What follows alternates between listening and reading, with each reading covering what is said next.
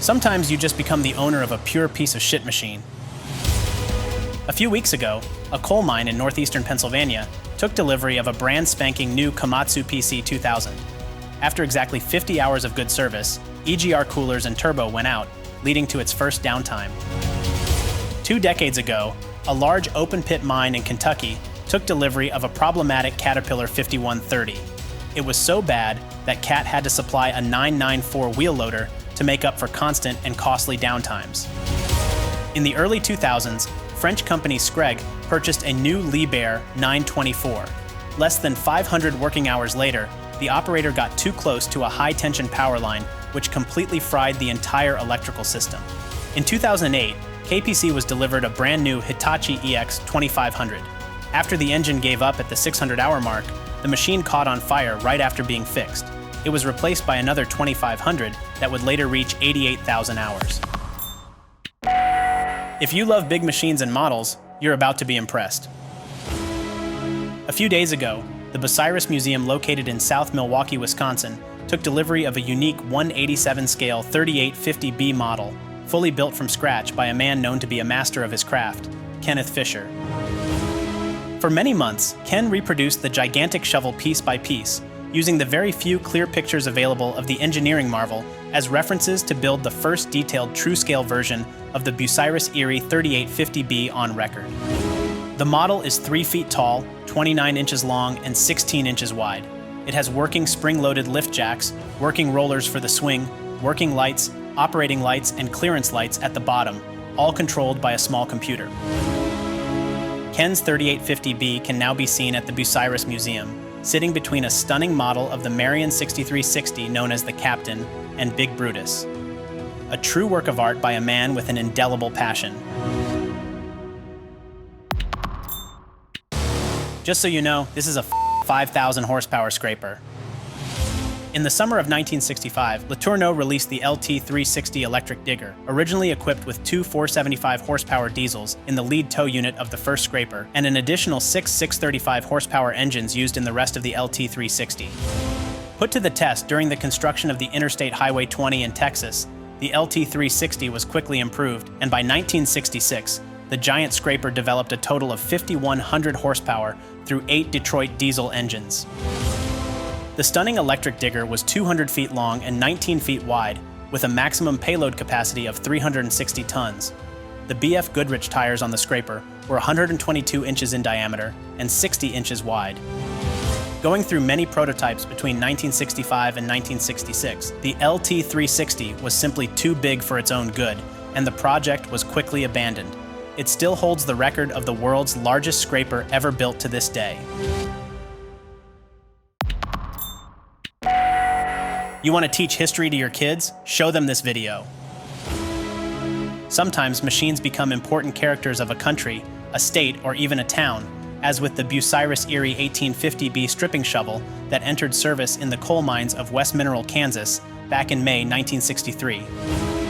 Named Brutus by Superintendent Emile Sandin, the shovel, equipped with a 90 cubic yard bucket, would work in the area for close to 11 years, uncovering no less than 9 million tons of coal for Pittsburgh and Midway Coal Mining Company. In the late 60s, Brutus became commonly named Big Brutus, but in April 1974, the giant shovel moved its very last bucket of dirt as it ceased operations, before being ravaged by the elements for the next decade to come.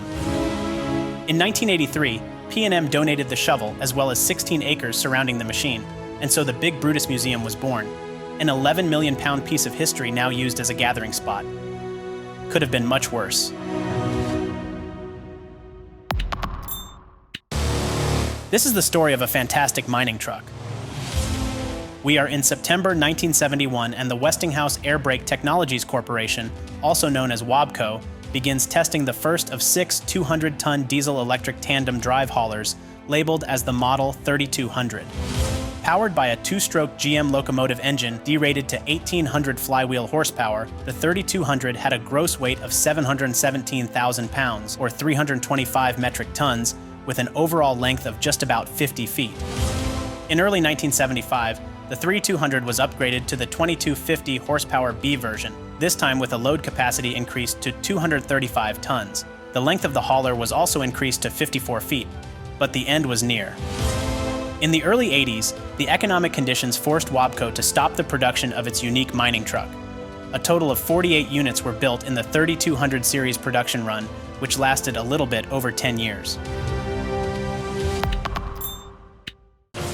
Power for the 675 was to be generated by two 16V Detroit diesel engines sitting side by side, each driving its own Clark torque converter.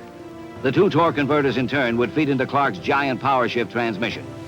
After months of arduous and painstaking work, the time came to start running the 675, with the first operator chosen by lot, since every engineer and technician wanted to be the first to operate the world's largest tractor shovel. Sadly, the world's largest tractor shovel quickly encountered various problems, so in September 1975, the improved Lot 3 version was introduced, this time boasting two Cummins engines developing a total of 1,400 horsepower. Facing low sales and various engineering challenges, the last unit of the Clark, Michigan 675C was delivered in 1988. A total of 2 prototypes and 14 production versions were ever built.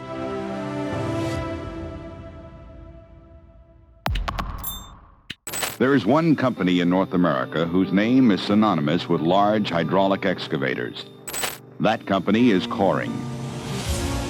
Specialized in traditional cable excavators from the early 1900s, company Koerhing, out of Milwaukee, released in 1963 the Model 505, which was the largest all-hydraulic machine in North America at the time.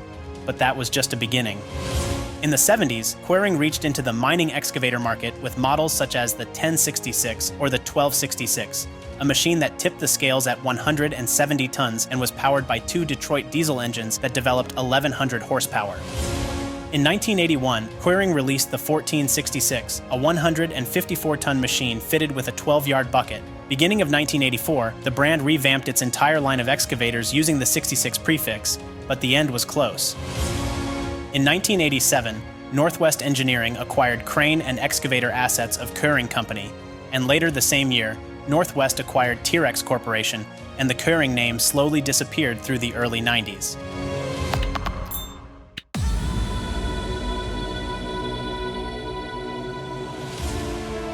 In 1990, Caterpillar made headlines by releasing the 994, a machine specifically designed for mining applications, which also happened to be the largest wheel loader ever produced by the American giant.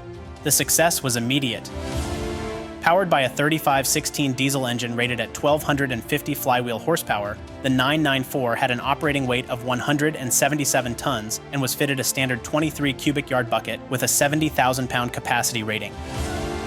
Twice as large as the next Caterpillar loader offering at the time, the 994 was designed with an all-mechanical drivetrain, while the company's main competitor, LeTourneau, was entirely focused on the well-weathered diesel-electric system.